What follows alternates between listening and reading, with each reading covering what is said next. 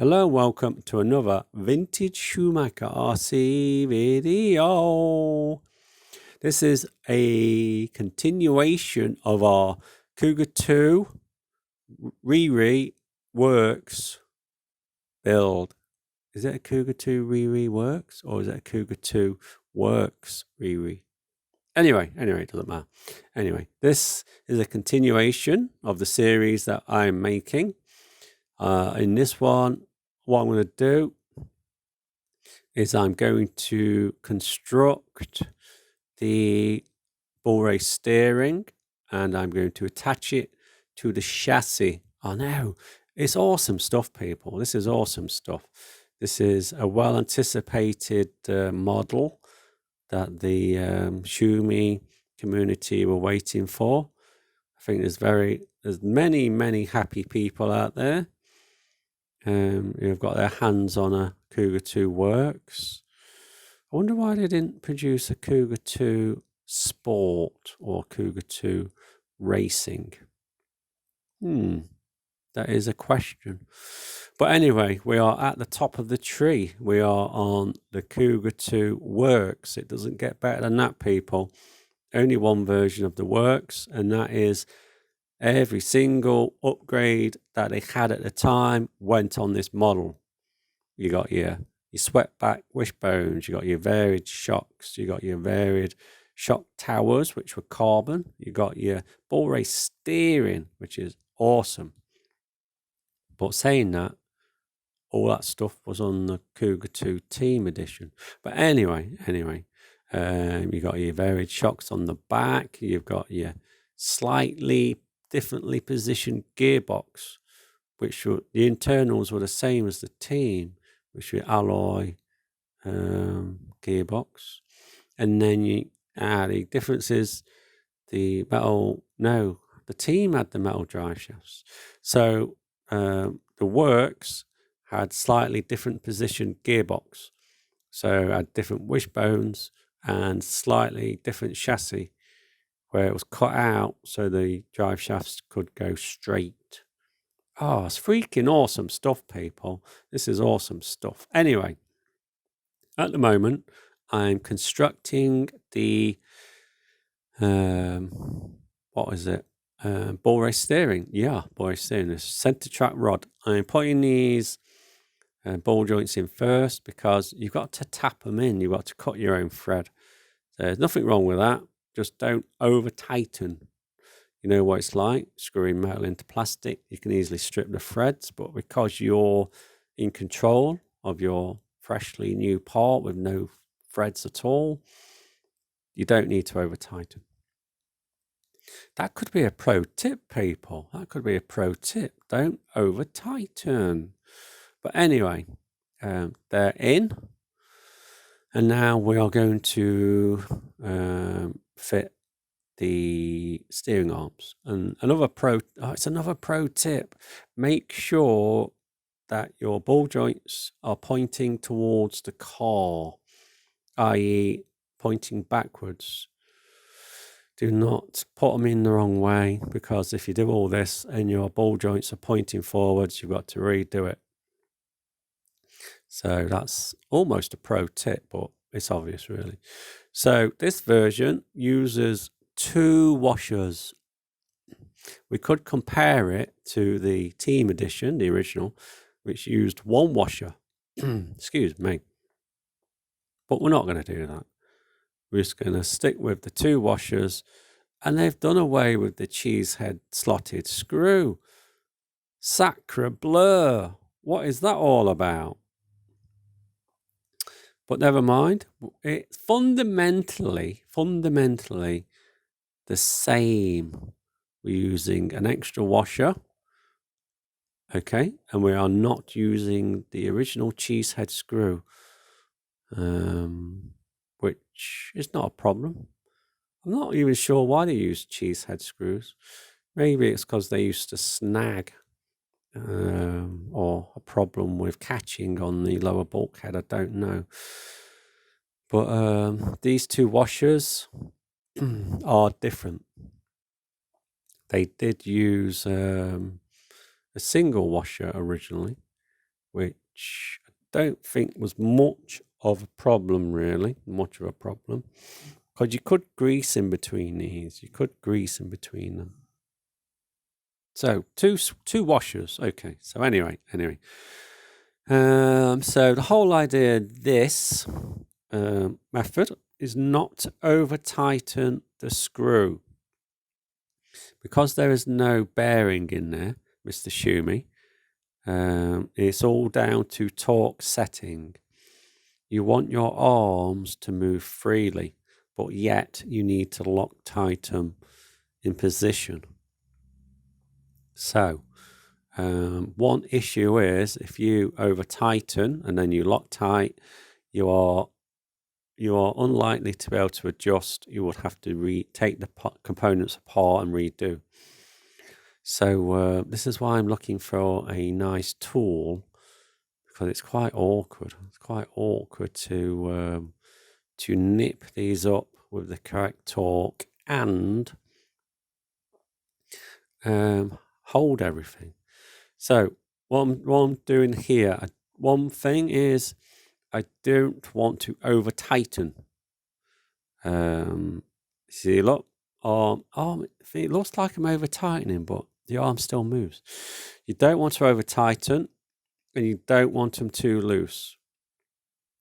They are two main issues. No loosey and no over tightening. They are two issues. So this is why you have to mess around with your settings before you apply your thread lock. See, that was too tight then. See, I did that for the video. I over tightened. I really did. I'm making sure you see the issues I'm dealing with, and many other people will be dealing with this. But if you're a novice and you're watching this video,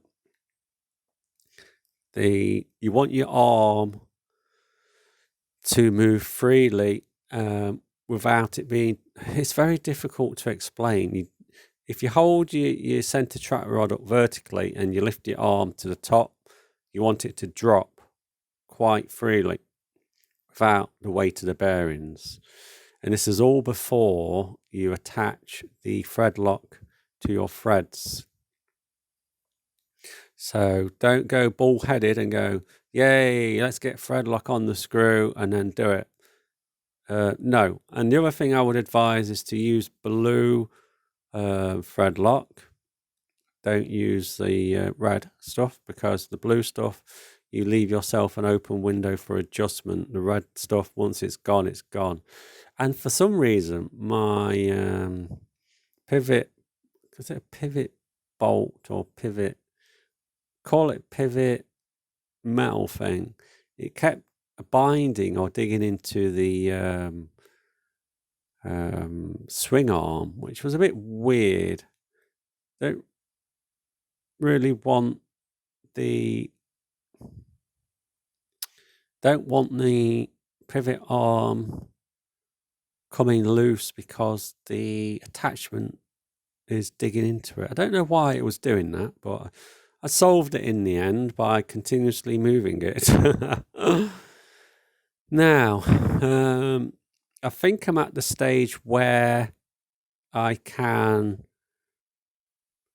put some thread lock on, because it seems like a very straightforward task, but this is quite important, because what I'm going to say is if these are too tight, then it puts stress on your servo. But that's not too much of an issue nowadays, because everyone's got a high torque servo. They're quite standard. But if your servo's working overtime because you've over tightened your steering arms, then the result is it's going to drain your battery quicker than what you anticipated, because you got your voltage drainage, because your servo's working harder. So this bull race steering is going to help you win races by being more precise, but if your steering is too tight, it's going to put strain on your servo, which is going to drain your battery. That is the end result.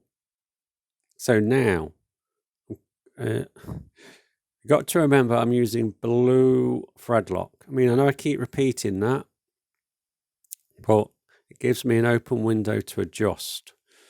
So to me now, that seems a tiny bit too loose. Tiny bit too loose. And then, see, I'm being fussy. I mean, most people would smash this together and think, yeah, that's good enough. But sometimes I'm a bit fussy when it comes to doing these steering arms. I mean, you got to remember, you got two washers in between, so there's no wear there. But the wear that you're going to have is on the top, where the retainer rests against the plastic. So eventually, many races, that has got potential for coming loose, because the retainer is against plastic, and you got your pivot arm, which is constantly rubbing against it. But that's just me waffling. So once you've done one, it's technically rinse and repeat. That's why I've increased the speed on the video. Oh, it's rinse and repeat for the other one. And once you've got a slight bit of satisfaction with the other one, smash on your Loctite or thread lock, whatever you want. We got to remember that it is possible to adjust, because you have got an open window. I know I keep repeating myself on this point. You have got an open window where you can adjust your components, because you are using blue Loctite or thread lock. This is why I keep messing around. But thing is, I've not edited this video, so it looks easy. I don't want to make this look easy. I want to make this almost a real-time video, but I want to make this for the novice builders who might think to themselves they're struggling and what they're doing. See, this one's binding. It needs slightly loosening. This should drop on its own, but it's not. So realistically, this video is for the novice who wants to see the whole procedure. We don't want quick edits saying, oh, look, this is really easy. Anybody can do this. But anyone can do this. It's straightforward. All you've got to do is stick to a formula of putting your components together, testing like torque settings. Once you're happy with torque settings, that's when you apply your Loctite or thread lock, and that's when you do your final adjustments. So there is a method. There's method to the madness. There is method to the madness. So now we're getting quite close to these being right. So I'm going to let them go off a little bit, because I know it's like repeat and repeat, but once the blue thread lock starts to go off slowly, because the blue does go off slower, because the cure time for the blue is slower than the red. This is why we don't use red. So once they're ready, I've got this is the bearing kit that comes with the ball race steering, because you do need bearings. But anyway, let's jump straight into the actual fitting. Now we've got everything ready.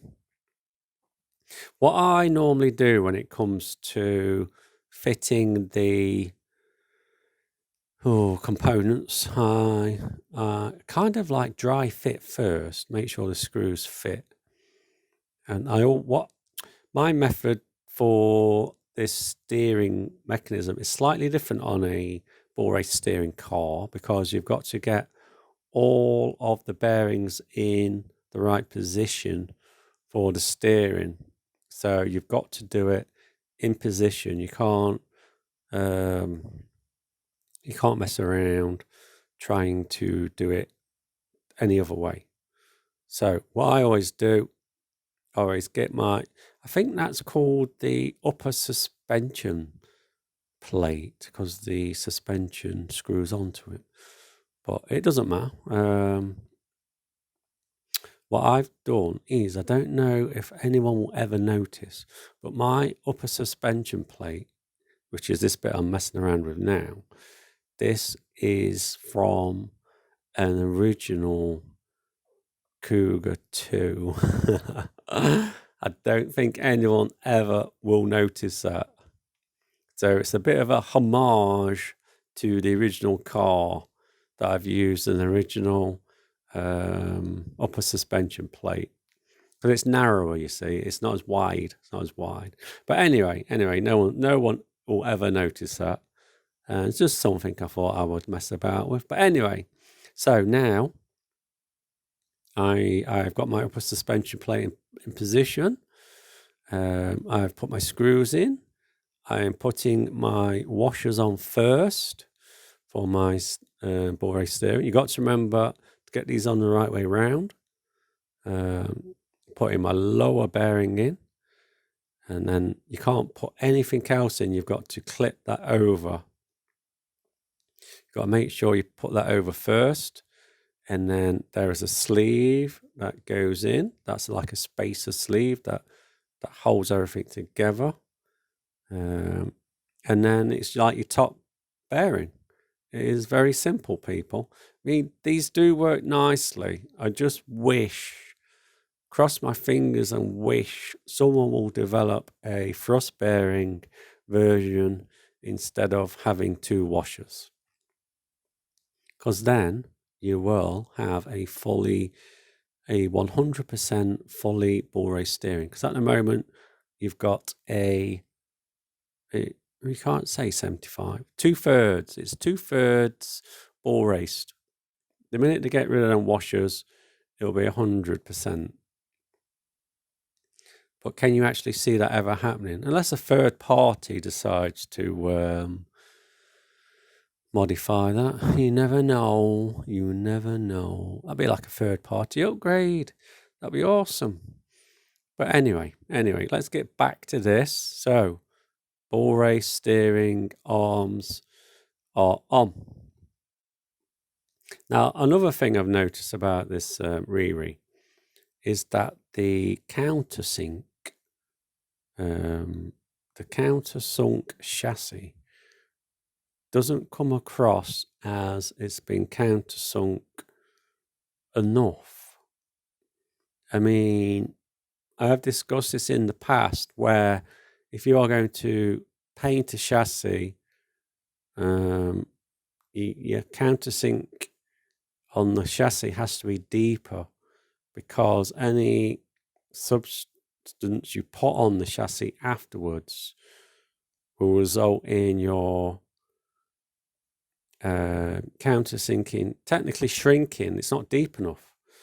This is what I'm getting at. The countersinking on the chassis doesn't seem deep enough. The screws protrude, which is a bit of a bugbear, really, because I do often like my countersunk screws to be countersunk. And they're not countersunk enough. And the other thing is, okay, I'm being fussy again, or some people might call it moaning, but the quality of the screws on this Riri are a little bit disappointing. Excuse me. As in, I'm being careful when I attach my screws, because I don't want to round them off.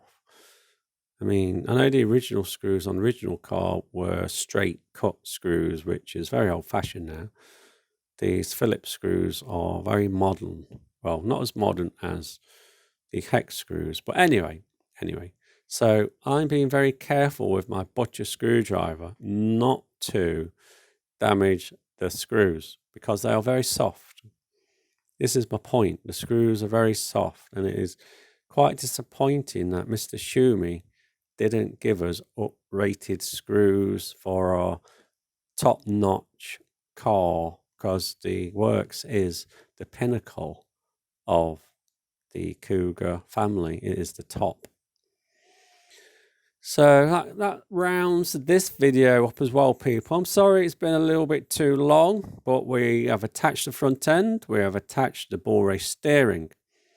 We are happy with the quality of the movement of the ball race steering.